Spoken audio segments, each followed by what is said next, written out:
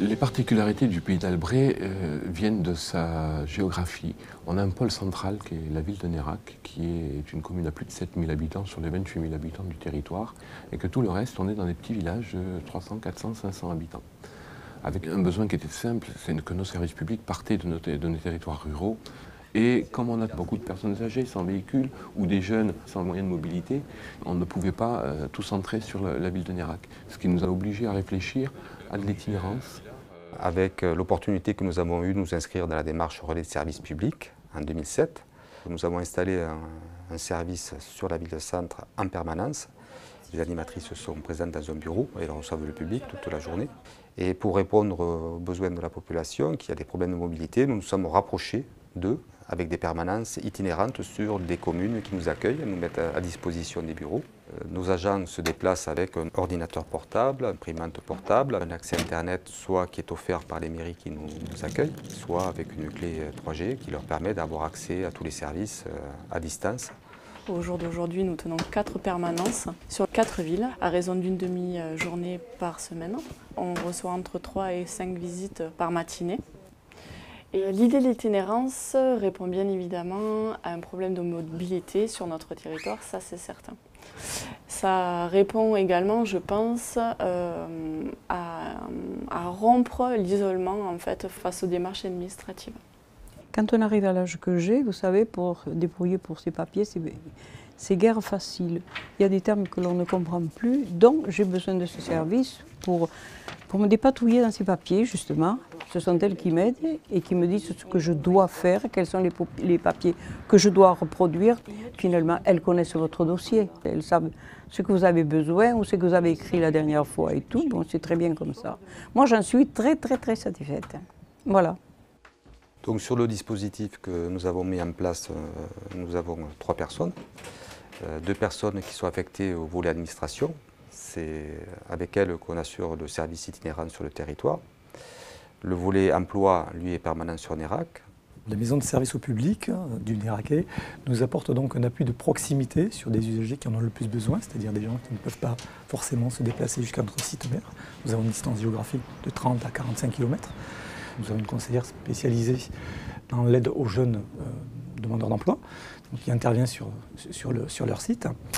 De plus, nous avons aussi un visio-guichet sur le site même du Néraquais. Donc les demandeurs d'emploi peuvent prendre rendez-vous avec des conseillers pour l'emploi qui les reçoivent à distance. La maison de service au public nous aide également sur des usagers qui peuvent être aussi un petit peu en difficulté dans l'utilisation d'outils à distance. Et notre partenaire joue ce rôle-là d'appui et d'accompagnement sur ces demandeurs d'emploi-là. La plus-value de l'itinérance, c'est vraiment d'être au plus près de l'usager. On est là pour rassurer, guider, même si c'est pour juste vérifier un dossier.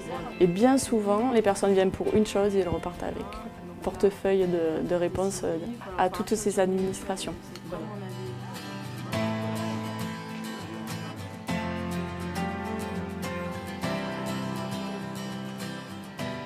Dans un département qui s'appelle les Alpes-Maritimes, Villars-sur-Var est situé entre mer et haute montagne. Dans ce territoire, nous avons les personnes mobiles, celles qui sont en capacité d'avoir des véhicules, de se déplacer, et puis les populations plus fragiles, surtout dans les villages excentrés et assez difficiles d'accès. Les personnes âgées, les jeunes en particulier qui cherchent du travail mais qui n'ont pas le permis de conduire. Et si l'on se contente d'attendre que les personnes viennent nous voir alors qu'ils n'ont pas tous les moyens pour le faire, je crois qu'on commet une erreur d'appréciation. Et donc les maisons de service au public interviennent de plus en plus régulièrement sur ces lieux. La maison du service au public itinérante, heureusement qu'elle existe, parce que quand on n'a pas de voiture, qu'il n'y a pas de moyen de déplacement. Voilà. Et aujourd'hui, je suis partie avec Olivia et Sophie. Elles m'ont emmenée à Valberg pour le forum de l'emploi du Haut-Pays. Voilà. Alors les maisons de service au public, à nous, Pôle emploi, c'est l'occasion de mutualiser un certain nombre de moyens qui nous permettent aussi d'atteindre nos cibles, donc les demandeurs d'emploi. Nous couvrons plus de 60 communes sur le moyen et le haut pays du département des Alpes-Maritimes. Donc il est clair qu'on ne peut pas être présent partout. Donc ce partenariat, c'est un vecteur de communication pour nous qui nous permet d'avoir des actions au plus près des territoires. Est-ce que tu en as trouvé des intéressantes parmi celles-ci? J'ai demandé, mais les horaires ne correspondaient pas. Ah mince. Moi, elle m'a aidé plusieurs fois à remettre à jour un CV, lettre de motivation. Une fois, j'ai eu un souci avec la CAF, donc Madame Sanchez s'est renseignée. Et en plus, quand nous, on ne peut pas venir au bureau, par exemple, elle se déplace directement à domicile. C'est parce qu'à la base, nous sommes une association qui a été créée il y a plus de 10 ans et qui a toujours été itinérante pour pouvoir aller à la rencontre de toutes les associations qui sont sur notre territoire et les aider dans leurs démarches qu'une association peut rencontrer, ça leur demande de subvention, leurs problèmes administratifs. On nous posait souvent la question, mais est-ce que votre association a des services comme le Pôle emploi ou comme la CAF? Donc, on va faire une étude des besoins. On part avec un questionnaire que l'on distribue auprès des habitants. Ça a duré pratiquement 1 an et il en est ressorti qu'il n'y avait pas assez de ces services-là proposés dans les petits villages. Donc on est allé voir un sous-préfet de montagne à l'époque pour lui proposer d'être un peu innovant et de créer donc une maison de service au public itinérante.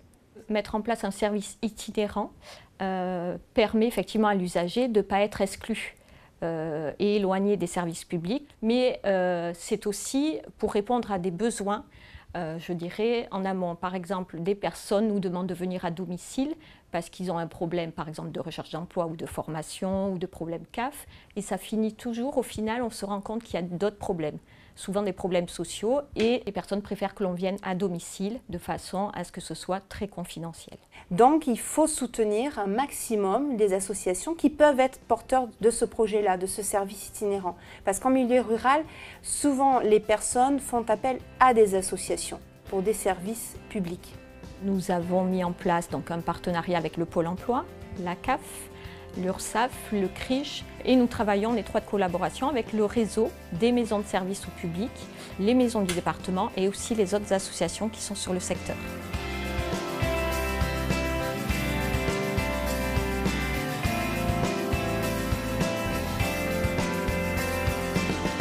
L'opportunité qu'on a avec la Maison des services au public, c'est vraiment la participation des opérateurs nationaux de par le FNADT et un financement auquel on va pouvoir prétendre dans quelques temps. Le frein qui se pose à nous, c'est qu'il faut être sans cesse à l'affût des changements administratifs et demander aux opérateurs nationaux d'être formés pour répondre au mieux aux réponses des usagers, plus rapidement, plus simplement et plus d'efficacité. Sur notre structure, on est fortement soutenu au niveau politique, donc ça nous apporte un soutien très très important sur notre travail au quotidien. Donc si j'avais un conseil à donner pour mettre en place une maison des services itinérante ailleurs, ça serait de travailler en étroite collaboration avec les mairies et les partenaires locaux. Je conseillerais aussi d'établir vraiment un diagnostic et de tester en fait certains lieux de permanence et essentiellement de travailler sur une communication efficace. Premier conseil, vraiment une étude des besoins sur le territoire concerné. Et deuxième conseil, en 2 petits points. Premier point, si c'est porté par une association, se faire soutenir par des gros organismes, par l'État, par la région et les départements. Et que si c'est une communauté de communes qui met en place ce service-là, il ne faut pas que ça soit simplement 1 fois par semaine. Parce que le service itinérant, ça doit être tous les jours de la semaine. Donc il faut vraiment qu'il y ait des personnes qui ne font que ça. Il s'agit effectivement d'être là pour amener les services au public au plus proche des citoyens, mais également de mettre en place d'autres services qui deviennent nécessaires, notamment sur les porteurs de projets, l'aide à la création d'entreprises. C'est des demandes que l'on rencontre très régulièrement. Un territoire rural, pour qu'il soit attractif avec les populations, il faut qu'il ait un minimum de services. Et l'itinérance a permis de rapprocher les services, les besoins en emploi, en retraite, en sécurité sociale. Donc c'est une pertinence tout à fait importante. Vu le besoin, nous avons sauté le pas et on en est très content puisque ça marche très très bien. Là, on est en train de réussir quelque chose de nouveau, c'est-à-dire de dire vous n'êtes pas isolé. Vous allez être reconnu comme des citoyens en part entière et on va venir vous voir. Et donc ça donne une certaine notoriété à nos territoires et la notion que ces territoires sont bien dotés. Et ceci se dit. Je crois que le bouche à oreille est quelque chose de très très important dans nos villages. Et donc le fait de réfléchir à des moyens qui permettent d'aller chez les gens, soit dans le cadre des mairies, soit dans le cadre d'un bus, y compris chez eux lorsque ça devient nécessaire, et me semble-t-il une vision extrêmement moderne qui donne de l'attractivité à notre territoire. Et la preuve en est, c'est l'augmentation de la population.